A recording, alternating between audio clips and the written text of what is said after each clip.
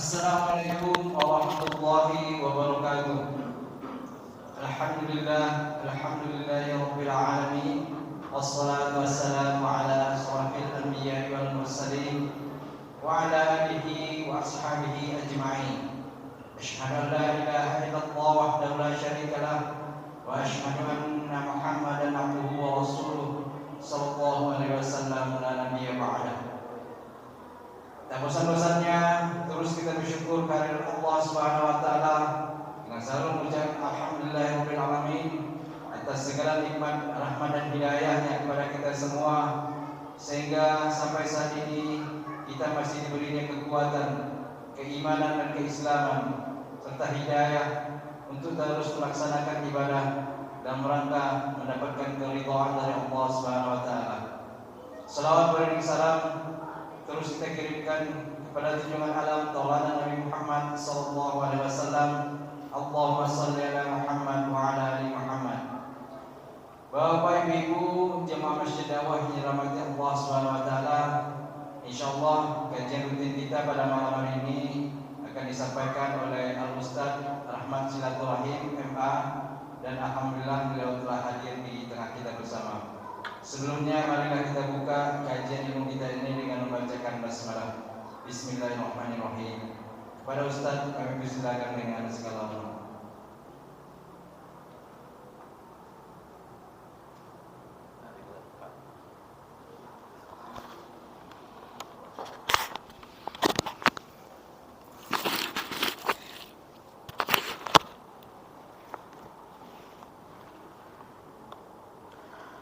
Bismillahirrahmanirrahim. Assalamualaikum warahmatullahi wabarakatuh. Alhamdulillah hamdan katsiran thayyiban mubarakan fih kama yuhibbu rabbuna wa yarda. Ashhadu an la ilaha illallah wahdahu la syarika lah wa ashhadu anna Muhammadan abduhu wa rasuluh sallallahu alaihi wa ala alihi wa man sara ala nahjih wa tamassaka bi sunnati ila yaumiddin wa sallaman tasliman katsira. Amma ba'du. Alhamdulillah, puji syukur kehadirat Allah Subhanahu wa taala. Di malam yang berbahagia ini kita telah memasuki salah satu bulan haram, sebagaimana Allah Subhanahu wa taala berfirman di dalam surah At-Taubah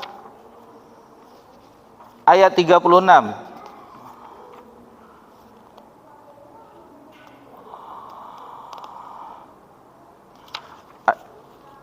Di mana Allah Subhanahu wa taala berfirman, a'udzubillahi minasyaitonir rajim, inna iddatash syuhuri 'indallahi 12 syahra fi kitabillah. Sesungguhnya bilangan bulan di sisi Allah Subhanahu wa taala adalah 12 bulan di dalam ketetapan Allah, yauma khalaqas samawati wal ardh, di mana diciptakannya langit dan bumi. Minha arba'atun hurum. Di sini dijelaskan bahwasanya di antaranya ada 4 bulan dari bulan haram. Dijelaskan oleh Hafiz Ibnu Katsir rahimahullah taala dalam tafsirnya, membawakan beberapa riwayat yang menjelaskan bahwa 4 bulan ini 3 di antaranya berturut-turut, yakni di bulan Zulqa'dah, Zulhijjah dan Al-Muharram.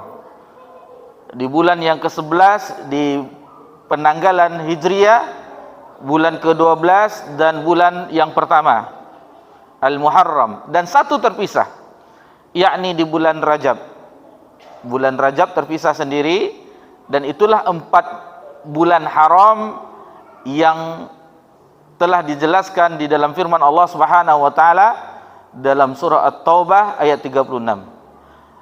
Lalu bagaimana, apa keutamaan dan apa yang mesti kita lakukan Yang pertama, kita harus meyakini bahwa bulan tersebut adalah bulan suci. Bulan haram maksudnya bulan suci, yang mana kita tidak boleh melakukan pelanggaran.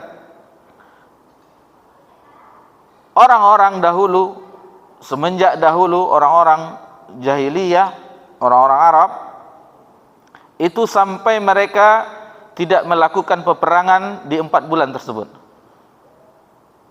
Mereka tidak melakukan peperangan. Adapun bagi kita yang sekarang ini, maka perbanyaklah amal soleh.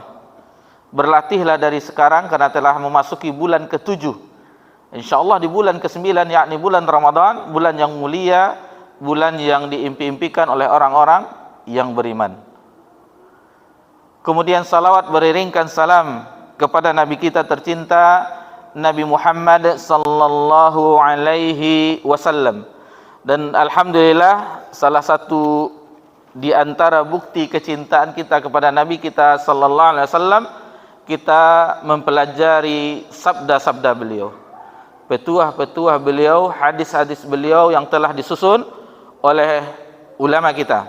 Dan salah satu kitab yang kita bahas di masjid yang kita cintai ini, Masjid Dakwah, di setiap hari Ahad, pekan genap, pekan kedua dan keempat, kita membahas kitab Bahjatu Qulubil Abrar, Mutiara Hikmah, penyejuk hati, yang disusun oleh Syekh Abdurrahman bin Nasir As-Sa'di rahimallahu ta'ala.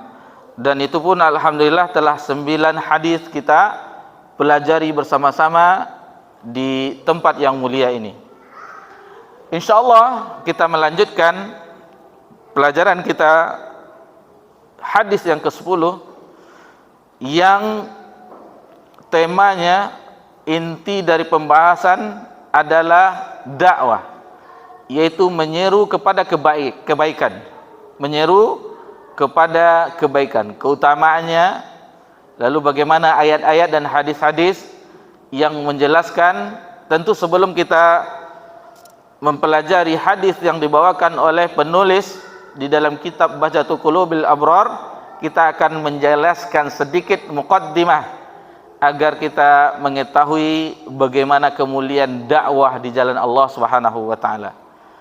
Bapak-bapak, ibu-ibu yang semoga diberkahi dan dirahmati oleh Allah Subhanahu wa taala, bahwasanya dakwah di jalan Allah, mengajak kebaikan, melarang kemungkaran, adalah ciri khas umat Nabi Muhammad sallallahu alaihi wasallam. Allah Subhanahu wa taala menjelaskan di beberapa ayat, di antaranya di dalam surah Ali Imran. Di dalam surah Ali Imran ayat 104. Wal takum minkum ummatun yad'una ilal khair.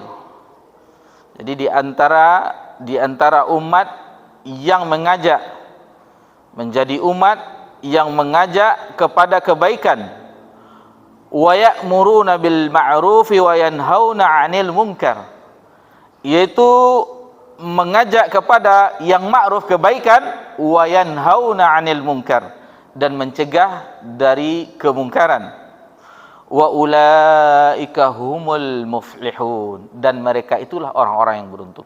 Orang yang mengajak kepada jalan Allah Subhanahu wa taala, yang mengajak kepada kebaikan, yang melarang kepada kemungkaran, merekalah faulaika humul wa ulaika humul muflihun. Merekalah orang-orang yang beruntung. Dijelaskan di ayat ini. Dan orang yang mengajak kepada kebaikan, mencegah kepada kemungkaran, maka dia adalah salah satu di antara hamba Allah yang Allah pilih. Bukankah para al-anbiya wal mursalin, para nabi dan rasul, itu dipilih oleh Allah Subhanahu wa taala untuk menyampaikan risalah nubuwah? Mereka yang Allah pilih, orang-orang yang mulia, untuk menyampaikan risalah dari Allah Subhanahu wa taala. Dan ini suatu keutamaan, dan bukan sembarang orang yang Allah pilih untuk menyampaikan agama Allah Subhanahu wa taala.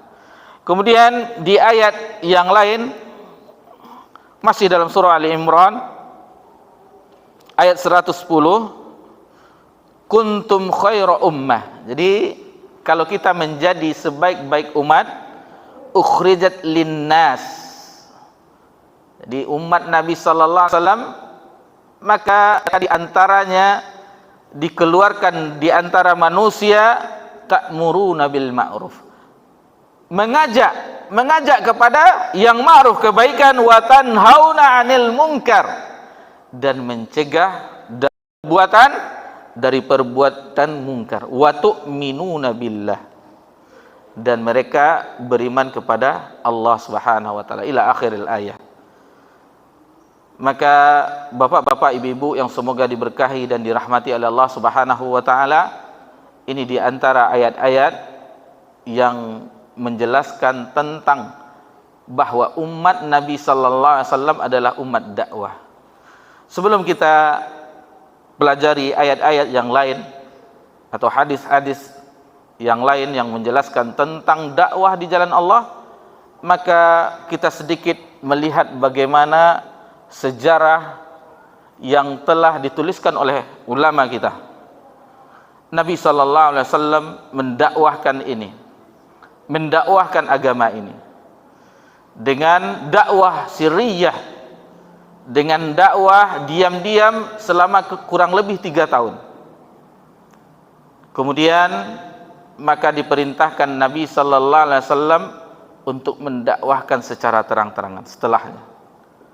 Alhamdulillah, berkat pertolongan Allah Subhanahu wa taala, maka dakwah ini pun berkembang. Yang awalnya Nabi sallallahu alaihi wasallam mendakwahkan, pertama yang menerima sambutan adalah Ummul Mukminin Khadijah binti Khuwailid radhiyallahu anha. Kemudian orang yang terdekatnya lagi, sepupunya Ali bin Abi Thalib. Kemudian dari budak Bilal bin Rabah, Zaid bin Harithah. Kemudian dari orang-orang yang merdeka, Abu Bakar As-Siddiq radhiyallahu anhu. Dan dari Abu Bakar pun, Abu Bakar tidak tinggal diam. Abu Bakar radhiyallahu anhu mendakwahkan kebenaran yang didapatnya dari Nabi sallallahu alaihi wasallam kepada para sahabat yang lain. Maka masuk Islamlah Utsman, dan rata-rata 10 sahabat yang dijamin masuk surga, Zubair bin Awam dan yang lainnya, Abdurrahman bin Auf, itu dari berkat salah satu di antara melalui dakwahnya Abu Bakar As-Siddiq radhiyallahu anhu. Begitu juga dengan ibunya, Ummul Khair, ibunya Abu Bakar As-Siddiq mendakwahkan ibu-ibu para sahabat yang lain, sehingga mereka pun menerima kebenaran agama Islam yang mulia ini. Jadi dari sini kita ambil sedikit pelajaran bahwasanya kebenaran yang Allah berikan kepada kita jangan cukupkan sampai pada diri kita. Kita harus menyampaikannya dari firman Allah Subhanahu wa taala yang kita ketahui, hadis-hadis Nabi yang kita ketahui, jangan sampai berhenti pada diri kita. Harus kita sampaikan. Dan alhamdulillah sekarang jalannya dakwah, pintunya dakwah terbuka lebar dengan adanya media. Tidak sebatas di mimbar-mimbar atau di majelis taklim seperti ini, tetapi banyak sekali perantaraan media-media yang bisa dilakukan. Salah satunya, misalnya kita tidak memahami atau tidak bisa langsung mengambil dari sumbernya, misalnya dari taklim ini, maka tulislah talkhisnya, kesimpulan, catatan yang kita catat dari faedah-faedah ini, kita share di media-media yang ada, media akun kita, atau di WhatsApp grup-grup keluarga, grup-grup dakwah. Alhamdulillah itu bisa bermanfaat bagi yang tidak hadir. Itu sedikit bagaimana kita jangan terpaku kebenaran yang kita ketahui, dan kebaikan itu tidak untuk kita sendiri saja. Maka kita sampaikan kepada orang-orang yang kita cintai, karib kerabat kita, kemudian tetangga kita, dan semua kaum muslimin dan muslimat. Dan itulah yang dirisaukan oleh Nabi sallallahu alaihi wasallam. Ketika Nabi sallallahu alaihi wasallam turun firman Allah Subhanahu wa taala, "Iqra bismi rabbikal ladzi khalaq", itu Nabi diangkat menjadi Nabi Muhammad SAW diangkat menjadi nabi. Kemudian turun lagi, "Ya ayyuhal muddatsir qum fa'anzir wa rabbaka fakabbir wa thiyabaka fatahhir warrijza fahjur." Dalam surah Al-Muddatsir, maka dijelaskan oleh ulama ketika itu Nabi SAW tidak pernah tidur enak lagi, tidur nyaman lagi, karena pikiran Nabi sallallahu alaihi wasallam agar risalah nubuwah sampai kepada umat. Bapak-bapak, ibu-ibu yang semoga diberkahi dan dirahmati oleh Allah Subhanahu wa taala. Kemudian di dalam surah Yusuf, Allah Subhanahu wa taala berfirman ayat 108. Dalam surah Yusuf ayat 108, Allah Subhanahu wa taala berfirman, "Qul hazihi sabili ad'u ila Allah."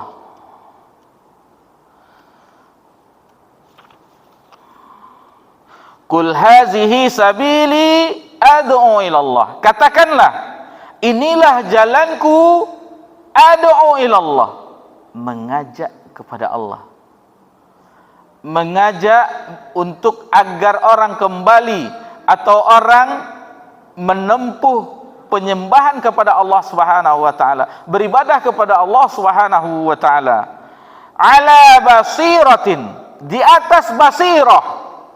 Dijelaskan oleh mufassir, ulama tafsir, basirah di sini adalah di atas ilmu, di atas cahaya ilmu, berupa firman Allah Subhanahu wa taala, kitab Allah, kemudian hadis-hadis Nabi sallallahu alaihi wasallam. Itu yang kita sampaikan kepada umat, kepada kaum muslimin dan muslimat.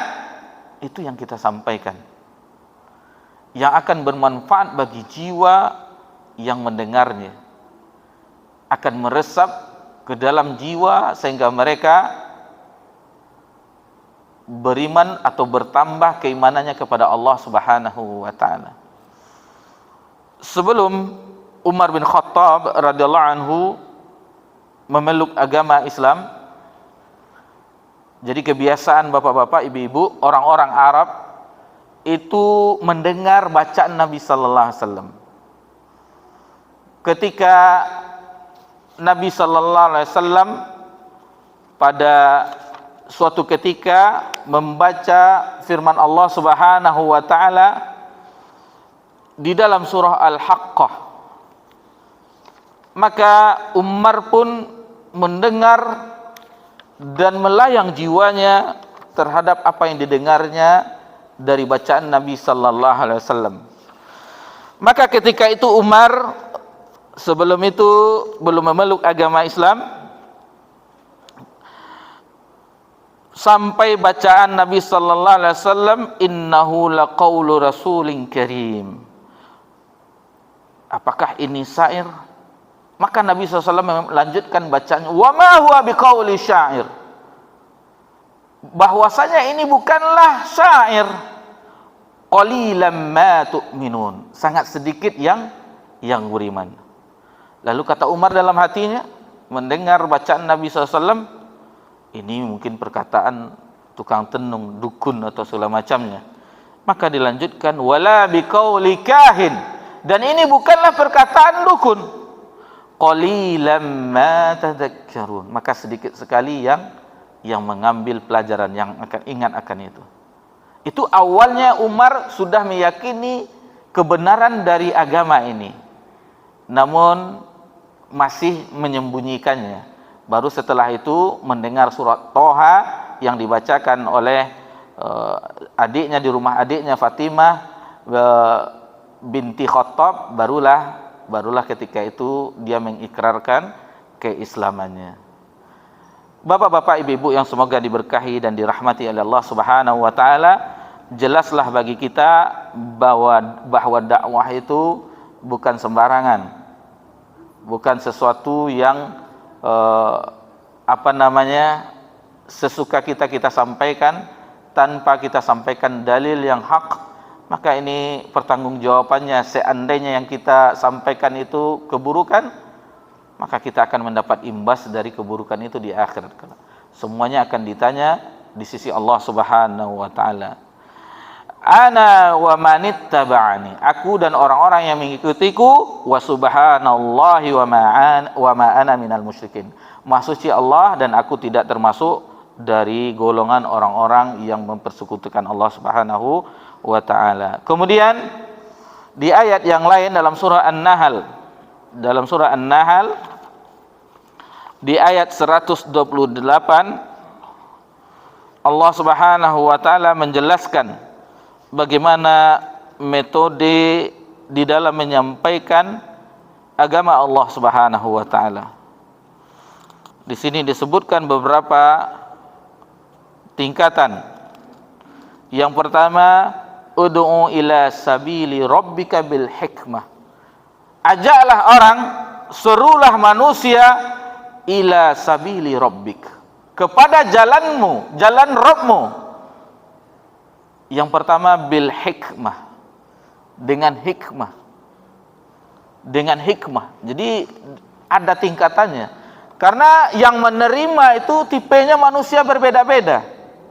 Ada dengan hikmah kita sampaikan tanpa butuh penjelasan yang panjang, langsung menerima. Oh iya ya. Tidak ada membantah. Ini ada tipe manusia yang seperti itu. Disebutkan kebaikan, disebutkan tentang larangan, maka dia langsung menerimanya. Ini dengan hikmah, dengan bijaksana.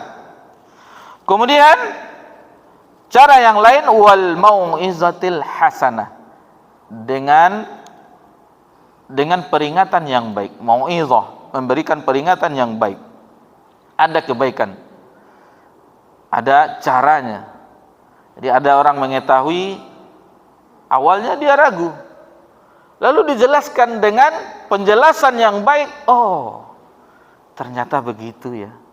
Nah, jadi ada butuh penjelasan. Lalu yang ketiga, wajadilhum billati hiya ahsan, dan berjidal. Ada perdebatan, maksudnya dia tidak sekedar menerima, tetapi dia maksudnya bagaimana? Kenapa begini? Ada pertanyaan, ada semacam dialog, ada semacam perdebatan, sehingga ketika itu maka tetap billati hiya ahsan, dengan baik juga. Jadi bukan dengan debat-debat yang tegang urat leher, yang besok tidak tegur sapa. Bukan seperti itu. Bukan seperti itu. Ini menyampaikan juga, oh yang saya ketahui dari dulu begini, begini. Akhirnya besok satu di saf yang sebelah situ, satu lagi di saf situ. Dan ketika sama-sama mengambil sendal, tidak mau tegur sapa, waliyahzubillah. Alangkah kerdilnya jiwa kaum muslimin dan muslimat seperti ini, karena perbedaan pandangan akhirnya berselisih paham, waliyahzubillah. Baik. Kemudian di akhirnya disebutkan, inna rabbaka huwa a'lamu biman dhalla an sabilihi wa huwa a'lamu bil muhtadin. Sesungguhnya Rabbmu, dia mengetahui siapa yang sesat dari jalannya, dan siapa yang dia mengetahui siapa yang mendapat petunjuk. Bapak-bapak, ibu-ibu yang semoga diberkahi dan dirahmati oleh Allah Subhanahu wa taala, lalu dakwah asal muasalnya adalah dengan lemah lembut. Perhatikanlah, Allah Subhanahu wa taala memerintahkan kepada Nabi Musa dan Nabi Harun, kepada orang yang paling bejat, manusia yang paling bejat sepanjang masa, sepanjang zaman, yaitu kepada Fir'aun yang menganggap dirinya Tuhan. Wa ana rabbukumul a'la, aku adalah Tuhanmu yang paling tinggi. Akan tetapi diperintahkan untuk tetap lemah lembut. Ini disebutkan dalam firman Allah Subhanahu wa taala dalam surat Thaha ayat 34, terbalik ayat 43, ayat 44, idhaba ila fir'auna innahu tagha. Pergilah kalian berdua, maksudnya kamu berdua, Musa dan saudaranya Harun, kepada Fir'aun untuk mendakwah Fir'aun, innahu tagha, sesungguhnya dia telah tagha, melampaui batas. Kemudian faqula lahu qawlan layyinan la'allahu yatazakkaru aw yakhsha, agar, jadi dikatakan qawlan layyinan, perkataan yang lemah lembut, la'allahu, agar, hikmahnya dari dakwah lemah lembut, yatazakkaru aw yakhsha, dia mendapat peringatan dan menjadi takut. Dan ini begitu juga dengan Nabi kita tercinta sallallahu alaihi wasallam di dalam surah Ali Imran ayat 159, juga di bagaimana Nabi sallallahu alaihi wasallam berdakwah dengan lemah lembut. Fabima rahmatin minallah lintalahum walau kunta fazzan ghalidhal qalbi lan faddu min haulik. Jadi itu berkat rahmat Allah, karunia dari Allah Subhanahu wa taala kepada Nabi sallallahu alaihi wasallam, yang seandainya Nabi walau kunta fazzan ghalidhal qalb, seandainya Nabi berkeras hati, maka lan faddu min haulik, maka orang-orang yang sekitar Nabi akan bubar, akan lari. Tetapi Nabi sallallahu alaihi wasallam berdakwah dengan lemah lembut. Tidak ada orang yang mendakwahkan ini yang sabar, yang lemah lembut, melainkan Nabi sallallahu alaihi wasallam. Kita kembali ke sirah nabawiyah.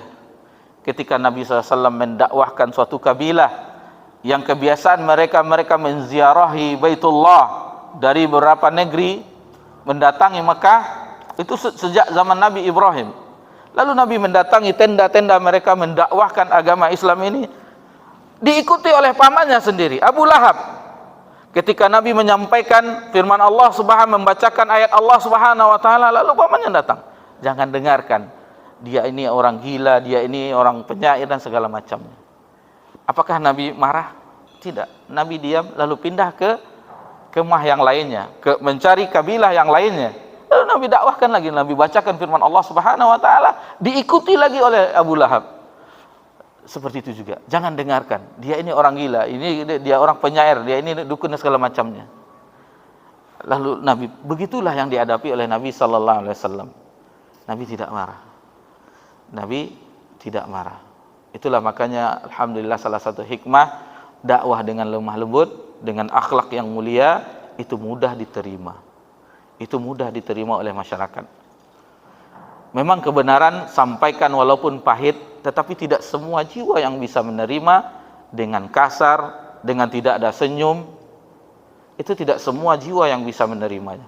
Terkadang ada seseorang yang dia tidak ada sesuatu ilmu baginya, kebaikan maksudnya, cuman ada baginya dia adalah orang dermawan, dia orang yang suka memberi, akhirnya diterima. Ini salah satu cerita, ini sedikit kita, karena keadaan kita sekarang di zaman ini bukan kita mengurus politik, tidak, tetapi cerita dari teman, salah seorang caleg juga, bagaimana perbedaan dengan pemberian ini. Dan ini kita sama-sama mengetahui, karena keadaan inilah keadaan yang kita ketahui, realita. Ada seseorang ustadz yang dia istilahnya mendaftar menjadi caleg. Ada jamaahnya juga, kita tidak sebutkan namanya. Dan ini teman kita, kenal dekat. Lalu ada salah satu caleg yang lain, tetapi dia dermawan, dipatok, ada amplopnya, maka buyarlah jamaah ustadz yang tadi. Nah, ini kenyataan bagaimana pemberian bisa mengalihkan suara, tetapi ini peringatan juga, kita nasihati juga jamaah semuanya, bapak-bapak, ibu-ibu, yang seperti ini tidak dibolehkan oleh agama kita. Haram kita menerima pemberian salah satu caleg atau paslon agar dipilih, dia ini tidak dibenarkan dalam agama kita. Maka pilihlah kita, gunakan hak suara kita dari hati nurani kita.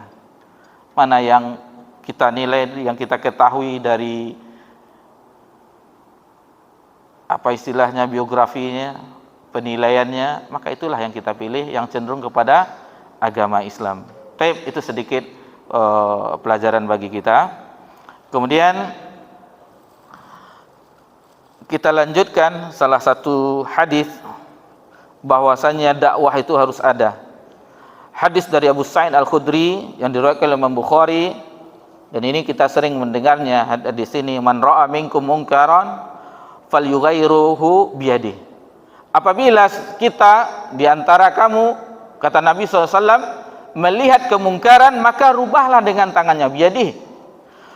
Fa illam yastati' fa bilisani. Apabila tidak mampu, maka rubahlah dengan tangannya, dengan lisannya. Fa illam yastati' fa fi qalbihi. Apabila itu juga tidak mampu, maka dengan ingkari dengan hati.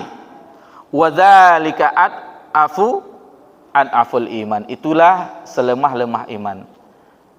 Dan ini kalau kita saksikan di zaman ini, kemungkaran yang ada di sekitar kita, inilah kita mengingkari dengan hati bisa sekarang di zaman ini. Berarti iman kita lemah. Sebagaimana kata Nabi di hadis wazalika aful iman, itulah selemah-lemah iman. Kita tidak sanggup merubah dengan tangan kita. Kita tidak sanggup merubah dengan lisan kita. Masih tidak berani kita. Padahal terang-terang kemungkaran di depan kita. Kita bisa mengingkari di dalam hati kita. Dan itulah selemah-lemah keimanan. Lemahnya iman kita, waliyazubillah. Bapak-bapak, ibu-ibu yang semoga diberkahi dan dirahmati oleh Allah Subhanahu wa taala. Kemudian hadis yang diriwayatkan oleh Nabi sallallahu alaihi wasallam, Imam Bukhari di dalam sahihnya, yassiru wa tu'assiru. Jadi di sini wala tu'assiru, permudahlah, jangan dipersulit. Permudah, istilahnya sampaikanlah kemudahan, jangan dipersulit dalam agama ini. Ada seseorang yang baru mengenal agama, jangan kita suruh yang susah-susah dulu. Yang mudah dulu. Yang mudah dahulu kita tanamkan keimanannya, lalu kita ajak yang pertama, ya ibadah-ibadah yang wajib, jangan yang suruh yang susah-susah. Oh, baru belajar dia, lalu kamu harus menghafal ini, harus menghafal ini, berat kepalanya. Sementara dia baru ingin belajar, ingin mengetahui agama Allah Subhanahu. Dipermudah. Misalnya saya hanya bisa, ya tidak apa saja, ya itu yang dimampu, itulah yang dikerjakan. Saya tidak hafal ayat ini, bacaan sujud atau ini sudah lama saya tidak sholat. Ikuti saja imam. Ikuti saja imam sholat, ikuti saja sambil belajar. Jadi dengan mudah, jangan dipersulit, harus begini. Oh tidak sah sholat begini. Jangan sampai buat orang lari dari agama Allah Subhanahu. Wa basyiru wa la tunaffiru. Beri kabar gembiralah, jangan sampai orang lari. Baik. Kemudian keutamaan, kita ambil sedikit dari hadis Nabi SAW dari Abu Umamah Al-Bahili radhiyallahu anhu, dan ini diriwayatkan oleh Imam Tirmizi, dikeluarkan di dalam sunannya dan dinilai sahih oleh Syekh Al-Albani rahimahullah taala. Innallaha wa malaikatahu wa ahlus samawati wal ard. Sesungguhnya Allah, kemudian para malaikat, kemudian penduduk langit dan bumi, hatta namlati fil hujriha, sampai semut yang berada di sarangnya. Apa keutamaannya? La yusalluna ala muallimin nasil khair, akan mendoakan orang yang mengajak kepada kebaikan. Bayangkan Allah Subhanahu wa taala, malaikat, penduduk langit dan bumi, sampai semut yang ada di sarangnya mendoakan orang yang mengajak kepada kebaikan. Ini salah satu keutamaan yang besar bagi orang yang mengajak kepada petunjuk, kepada kebaikan. Dan salah satu ayat yang kita hafal semuanya itu menunjukkan bahwasannya di antara orang yang tidak merugi adalah orang yang mengajak manusia, menasihati manusia kepada kebaikan dan melarang kepada kemungkaran, yaitu dalam surah Al-Asr, wal 'asr innal insana lafi khusr, demi masa atau demi waktu asar, sesungguhnya manusia dalam keadaan merugi, illal ladzina amanu, kecuali orang-orang yang beriman, wa amilus shalihat, dan beramal soleh, wa tawasau bil haqq wa tawasau bisabr. Ini saling nasihat menasihati dalam kebenaran dan dalam kesabaran. Jadi salah satu orang yang tidak merugi adalah orang yang berdakwah, mengajak orang kepada kebaikan. Itu mungkin sedikit muqaddimah kita di pelajaran kita. Maka kita akan memasuki hadis Nabi sallallahu alaihi wasallam di dalam kitab Bahjatul Qulubil Abrar. Hadis yang ke-10 menyuruh kepada petunjuk. An Abi Hurairah radhiyallahu anhu qala Rasulullah sallallahu alaihi wasallam, dari Abu Hurairah Abdurrahman bin Sakhar Ad-Dausi, semoga Allah meridhoinya, dia berkata, qala Rasulullah sallallahu alaihi wasallam, Rasulullah SAW telah bersabda, man da'a, barang siapa mengajak ilal huda, kepada petunjuk, kana lahu minal ajri mithlu ujuri man tabi'ahu min ghairi an ayyang qusa min ujurihim syai'a. Jadi kata Nabi SAW, barang siapa yang mengajak kepada petunjuk, maka baginya balasannya adalah balasan pahala seperti orang yang mengikutinya, dan tidak dikurangi dari pahala mereka sedikit pun. Kemudian wa man da'a ila dalalah, barang siapa yang mengajak kepada kesesatan, maka kana alai minal its, baginya dosa mithlu athami man tabi'ahu la yanqusu dzalika min athamihim syai'a. Seperti itu juga kebalikannya, maka dia akan mendapatkan dosanya dan tidak mengurangi dosa orang yang melakukan dosa itu sedikit pun. Hadis ini diriwayatkan oleh Imam Muslim. Dari hadis ini pelajaran yang bisa kita petik bahwasanya ini, dan hadis-hadis banyak sebenarnya yang menjelaskan tentang keutamaan anjuran untuk mengajak kepada kebaikan dan melarang daripada kemungkaran. Banyak sekali, namun muallif, penulis, membawakan hadis ini pada hadis yang ke-10 pada kitabnya ini. Lalu apa pelajaran yang bisa kita petik dari hadis ini? Hidayah man da'a ilal huda. Hidayah di sini maksudnya kepada ilmu dan amal soleh. Hidayah itu maksudnya ilmu dan amal soleh. Tadi di awal-awal tadi di muqaddimah kita sebutkan, seperti di dalam surah Yusuf ayat 108, kul hazi sabili ad'u ilallah, mengajak kepada Allah, katakanlah inilah jalanku, mengajak kepada ala basiratin, di atas cahaya ilmu. Jadi jelas yang kita sampaikan yaitu firman Allah Subhanahu wa taala dan hadis-hadis Nabi yang mulia sallallahu alaihi wasallam. Itulah petunjuk yang huda yang disebutkan di sini oleh muallif pada hadis ini. Dan orang-orang yang belajar mendatangkan ilmu, maka ia mengajak kepada hidayah, dia mengajak kepada petunjuk tersebut. Jadi ini keutamaan yang sebenarnya sangat luar biasa bagi orang-orang yang mau mengambil bagian ini. Sebagaimana tadi kita sebutkan, bukan sembarang orang yang mendakwahkan agama ini. Bukankah yang menerima adalah al-anbiya wal mursalin, para nabi dan rasul yang Allah pilih mereka untuk mengemban amanah ini. Maka usahakanlah diri kita untuk bisa menyampaikan agama Allah Subhanahu wa taala semampu kita. La yukallifullahu nafsan illa usaha. Apa yang bisa kita sampaikan dari agama Allah, maka sampaikanlah. Keutamaan yang sangat besar. Dan bagaimana perjuangan sahabat Nabi SAW yang tadi kita sebutkan sirahnya Abu Bakar. Dia tidak cukup kebaikan itu pada dirinya, dia sampaikan kepada sahabat-sahabat yang lain, kepada Utsman bin Affan, kepada Abdurrahman bin Auf, kepada Zubair bin Awam, dan 10 orang yang dijamin sahabat Nabi masuk surga, rata-rata itu dari berkatnya dakwah melalui dakwahnya Abu Bakar radhiyallahu anhu. Jadi ini umat ini adalah umat dakwah. Sebagaimana tadi kita sebutkan muqaddimah tadi, maka dakwahkanlah kebaikan. Kuntum khaira ummah ukhrijat linnas ta'muruna bil ma'ruf wa tanhauna 'anil munkar. Selain kita mengajak kepada kebaikan, al ma'ruf, kemudian wa tanhauna 'anil munkar, maka kita juga melarang kepada kemungkaran. Karena mengajak kebaikan itu lebih agak mudah. Yuk kita sholat, yuk kita ini. Tetapi melarang kemungkaran ini sangatlah susah. Betapa banyak orang yang tidak mau melarang,